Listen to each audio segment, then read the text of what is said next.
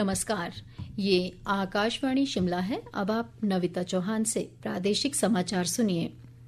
कुल्लू जिला में 126 मेगावाट क्षमता की लारजी जल विद्युत परियोजना को पूरी तरह बहाल कर कार्यशील कर दिया गया है। गौरतलब है कि ये परियोजना 9 व 10 जुलाई 2023 को ब्यास नदी में आई बाढ़ के कारण पूरी तरह क्षतिग्रस्त हो गई थी। मुख्यमंत्री सुखविंदर सिंह सुक्खू ने इस परियोजना को बहाल करने के लिए राज्य विद्युत बोर्ड लिमिटेड के इंजीनियरों और कर्मचारियों द्वारा किए गए प्रयासों की सराहना की है। वर्तमान में परियोजना के तीनों टरबाइन कार्यशील हैं और विद्युत उत्पादन आरंभ कर दिया गया है। भविष्य में होने वाली प्राकृतिक आपदा से बचाव के लिए परियोजना की सुरक्षा में कई निवारक उपाय किए गए हैं। राज्य परिवहन विभाग ने बीते वित्त वर्ष में 912 करोड़ रुपए का राजस्व अर्जित किया है, जो वर्ष 2023-24 के मुकाबले 132 करोड़ रुपए अधिक है।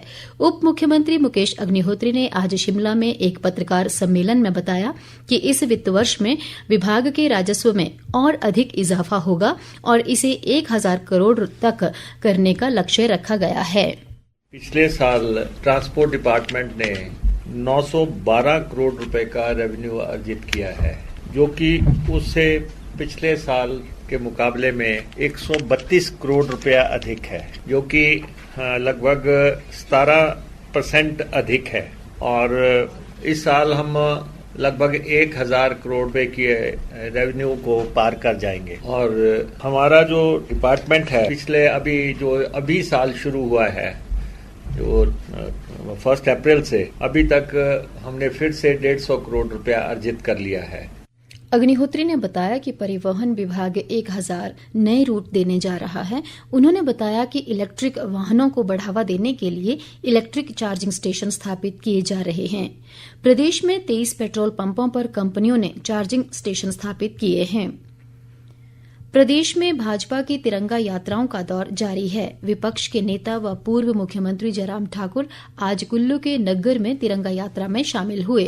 उन्होंने कहा कि तिरंगा यात्रा ऑपरेशन सिंदूर के जांबाज जवानों को देशवासियों का नमन है। जयराम ठाकुर ने कहा कि ऑपरेशन सिंदूर के रूप में भारतीय सेना द्वारा पाकिस्तान पर की गई कार्रवाई के साथ साथ सरकार द्वारा भी पाकिस्तान के खिलाफ कई कदम उठाए गए हैं।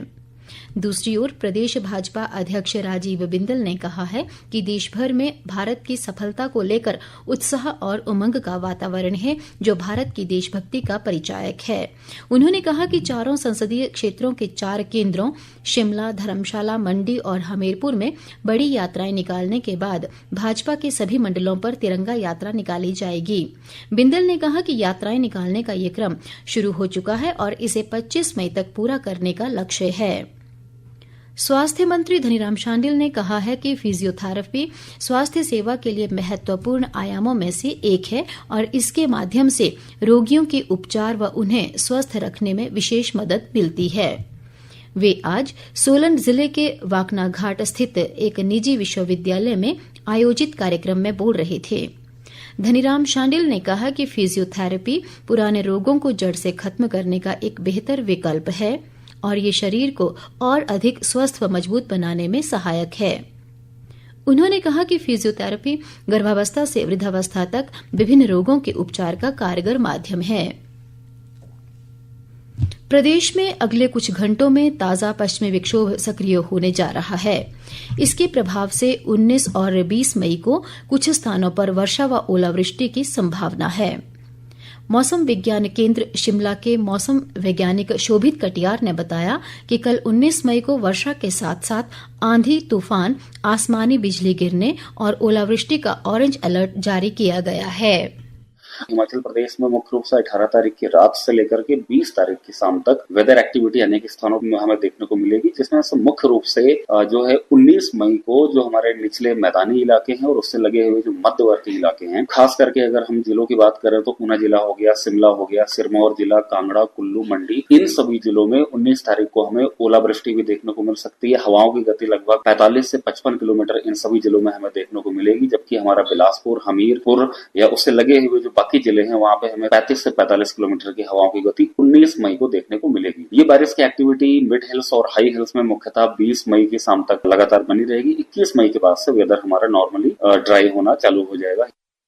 इसी के साथ ये समाचार बुलेटिन समाप्त हुआ। हमारा अगला बुलेटिन आप सुन सकते हैं शाम 7:45 पर। नमस्कार।